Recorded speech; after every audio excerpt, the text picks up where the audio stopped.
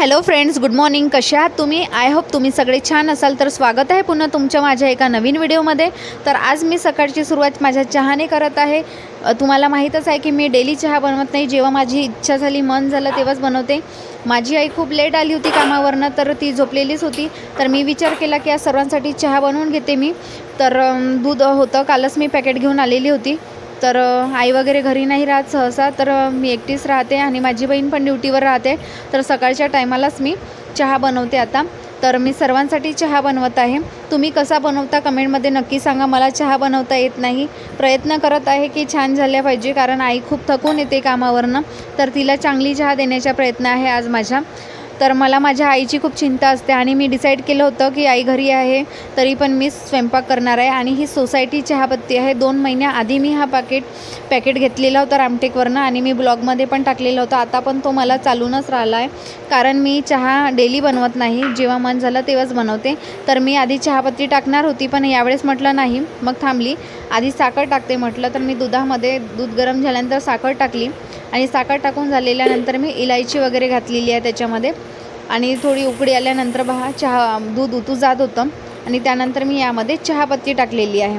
आणि त्यानंतर मग अद्रक वगैरे कुटून याच्यामध्ये मी करणार आहे आणि चहाला शिजू देणार आहे भरपूर. तर अशा प्रकारे मी चहाला शिजू वगैरे दिलं व्यवस्थित. आणि संस्कार आपला अभ्यास करत होतो सकाळी उठला तेव्हापासून. तो सकाळी वॉकिंगला पण जातो, रनिंगला आणि वॉकिंगला, कारण आता आम्ही त्याला सवय लावणार आहोत रनिंगला आणि फिरायला जाण्याची, वॉकिंगला.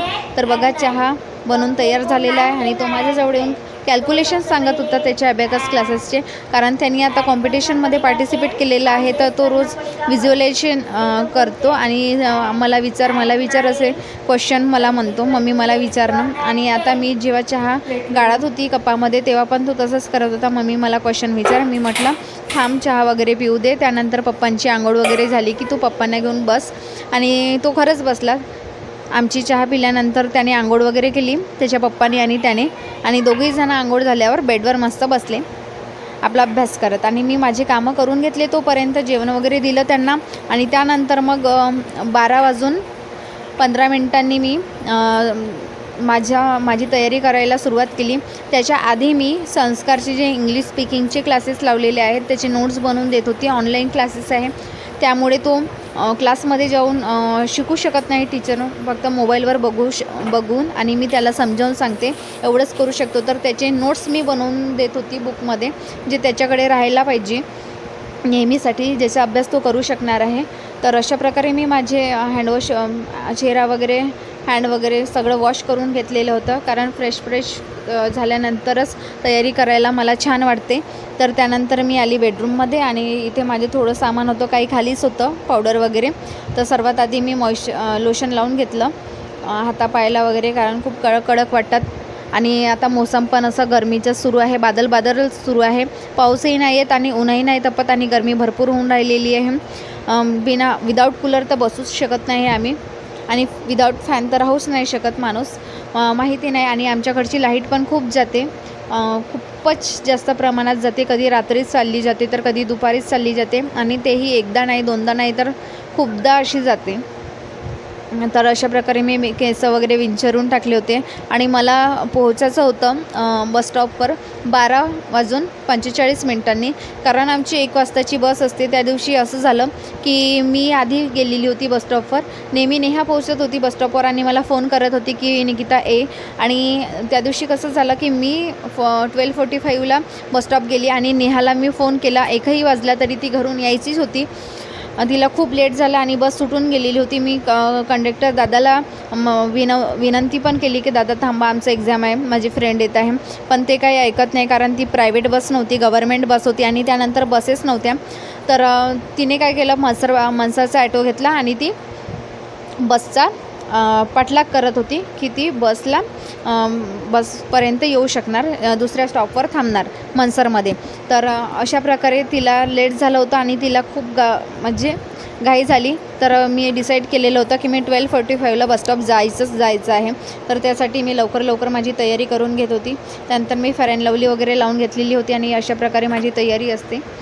खूप साधी आणि सिंपल अशी तयारी करते. आणि मी ड्रेस वगैरे चेंज करून घेतलेला होता. हा माझ्या बहिणीला मी छोट्या राखीला गिफ्ट केलेला होता, पण तो तिला आवडला नाही, त्यामुळे मीच घेतला. आणि आता ती म्हणते की मला दे. मी म्हटलं असू दे, माझ्याकडे ड्रेसेस नाही, मग मी हा विअर केला. तर अशा प्रकारे आम्हाला पेपरला जावं लागतं आणि तिकडून यायला खूप सायंकाळ होते. 7 वगैरे वाजतात आम्हाला, कधी 7:30 आणि 7:15 पण होऊन जातात. आणि संस्कार झोपलेला होता आणि संस्कारच्या पप्पांची नाईट ड्युटी होती, तर तेही झोपलेले होते. आणि ते बेडरूममध्ये झोपत नाही, कारण आमच्या बेडरूममध्ये खूप असं गरम होते, कारण आम्ही फर्स्ट फ्लोअरवर राहतो. तर आणि फर्स्ट आमचं लास्ट फ्लोअर आहे ते. तर चला, कॉलेजला जायची तयारी झाली. तर मी आली माझ्या आईकडे. माझी बॅग होती आईच्या घरी खाली, तर त्याच्यामध्ये मी वॉच होती, तर वॉच वगैरे घालून घेतलेली आहे. आणि त्याच्यानंतर हॉल तिकीट वगैरे चेक केली. ते एकत्र होते जे पेपर झालेले होते, तर क्वेश्चन पेपर मी बाजूला वगैरे काढून घेतलेले आहे. आणि हॉल तिकीट एका रकान्यामध्ये ठेवलेले बॅगच्या. तर आणि अजून माझ्याकडे पैसे होते, तर संस्कारच्या पप्पांच्या खिशातून मी 250 रुपये घेतलेले होते. 250 रुपये मला जायसाठी माझ्याकडे होते, पण असो म्हटलं क्लिअरन्स वगैरे आम्हाला भरावा लागतो, कारण फायनल इयर आहे. आणि जेव्हा पण एक्झाम असली आम्हाला, तेव्हा क्लिअरन्स भरावा लागतो. तुमच्या कॉलेजला असंच आहे का? कमेंटमध्ये नक्कीच सांगा. आणि फायनली मी बसस्टॉपला जायला निघाली आणि बसस्टॉपवर पोहोचली, तर बघते खूप अशी गर्दी होती, क्राऊड होता. कारण इथे आमच्या रामटेकला बसस्टॉपचं काम सुरू आहे आणि इथे छोटंसं बसस्टॉप तयार केलेलं आहे. आणि तेही टेनाचं होतं शेड. आणि त्यानंतर आम्ही पोहोचलो माझ्या कॉलेजमध्ये. तर हे आहे आमचं क्लासरूम, जिथे आमचे एक्झाम वगैरे होतात. तर कसं वाटलं तुम्हाला कमेंटमध्ये नक्कीच सांगा. तुमचे क्लासरूम आम्हाला शेअर करा. आणि हा आहे आमचा लास्ट डे ऑफ कॉलेज. तर आमचे एक्झाम्स संपलेले आहेत आज, आणि हे आहे आमचं कॉलेज. तर तुम्हाला कसे वाटतात माझी व्हिडिओला लाईक करा, शेअर करा आणि सबस्क्राईब करा.